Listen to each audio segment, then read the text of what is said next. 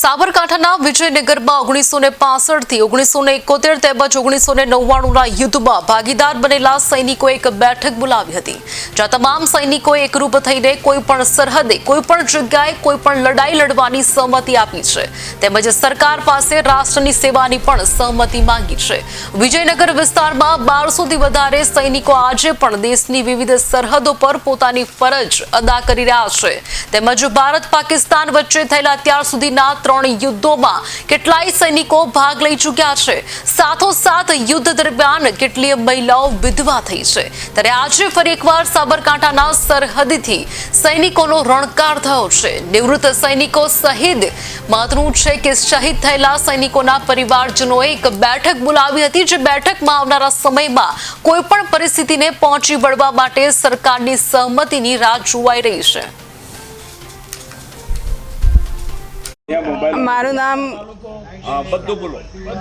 મારું નામ ગામેતી મણીબેન સળુજી છે। ગામ કણાદર, તાલુકો વિજયનગર, જિલ્લો સાબરકાંઠા।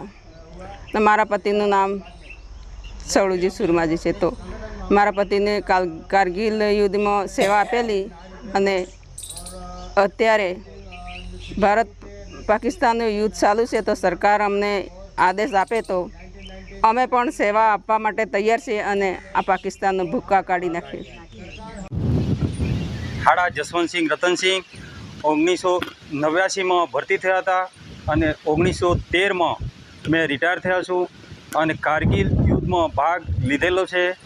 અને આજે પાકિસ્તાન અને હિન્દુસ્તાન વચ્ચે લડાઈનો આક્રોશ થયેલ છે, એમાં આજે બી અમે જોશ અને ઉમંગ સાથે લડાઈ લડવા માટે બિલકુલ તૈયાર છીએ। સરકાર જ્યારે અમને આદેશ કરે એની રાહ જોઈને રહેલ છીએ, જેથી અમે સરકાર હુકમ કરે તો અમે આજે બી સરહદ પર લડવા માટે તૈયાર છીએ।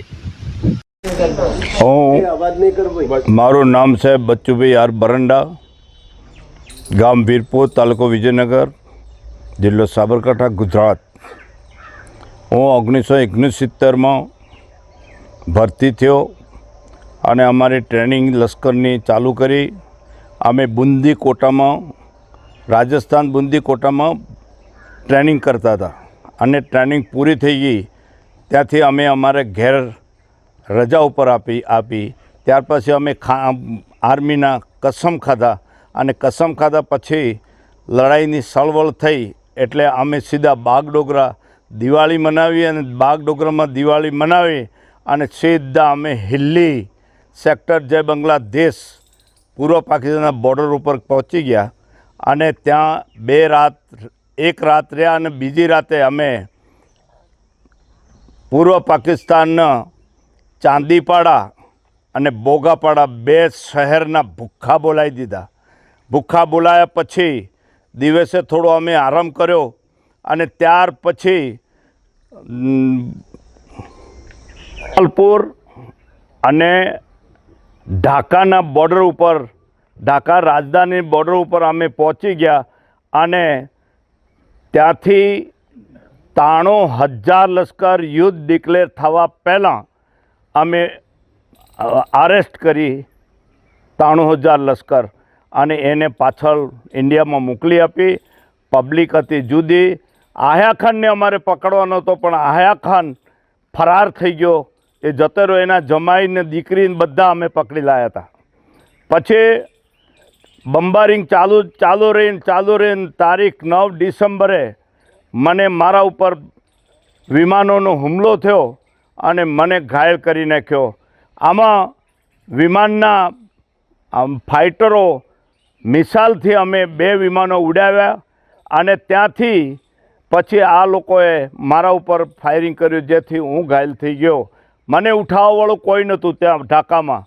હું ઘસેટાતો રહ્યો અને કિચડમાં ફરતો રહ્યો। 7મે દિવસ પાકિસ્તાનનો પાયલોટ મરી ગયેલો મને મળવાથી હું એના પીઠ ઉપર વાયરલેસ સેટ પાકિસ્તાનનું મળ્યો અને ઇન્ડિયામાં મેં કોન્ટેક્ટ કર્યો અને અમારા કમાન્ડિંગ ઓફિસરને ઘરવાળી ગુજરાતણ હતા અને ગુજરાતીમાં વાત કરી। અગર અંગ્રેજી અને હિન્દીમાં વાત કરું તો પાકિસ્તાન મને ઉડાવી દેતી, એટલે ગુજરાતીમાં વાત કરી અને મને ત્યાંથી ઉઠાવ્યો અને આપણા વિમાનોએ ભડાકા કરી અને પાકિસ્તાનની લશ્કરને મોરચામાં ઘાલી દીધી અને હું બહાર નીકળ્યો. લોચુંબક ટાઈપ મને ત્યાંથી ઉઠાવવામાં આવ્યો.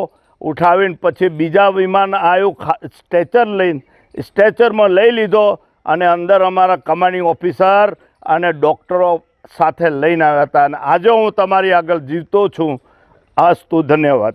નામ અસારી પ્રકાશભાઈ જીવાજી. હું બિહાર રેજિમેન્ટમાં 1996ની અંદર ભરતી થયો હતો. 1999ની અંદર જે કારગિલની યુદ્ધ થઈ હતી ત્યારે હું સબ સેક્ટર હનીફુદ્દીનમાં હાજર હતો.